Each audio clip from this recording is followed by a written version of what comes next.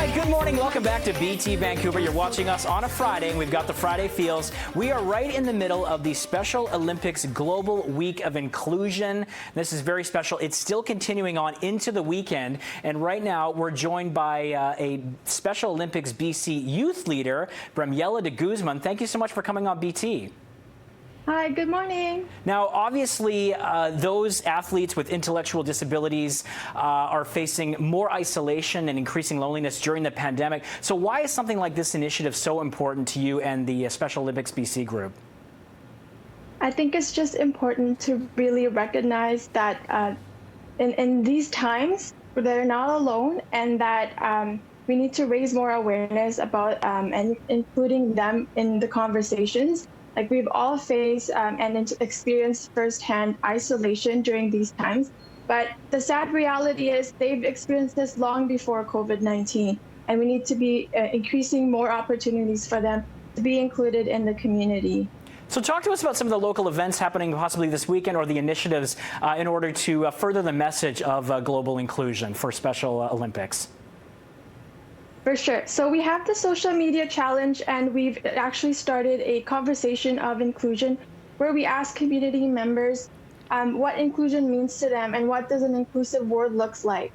As well, we also are going to start our community inclusion project. So youth engagement, it's coming up soon in the first week of August. So yeah. And Bramiela, how did you get involved with Special Olympics BC? And talk to us about how gratifying it must be to interact with these people. Well, I'm actually a facilitator, and I work with people with intellectual disabilities. And most of the time, we hear about Special Olympics, and it's a way to really involve our individuals into the community. So it was just a no-brainer for me to get started with Special Olympics, and I thought, what better way to start my own project? And so it gave birth to Spread the Word Inclusion, which is a global campaign.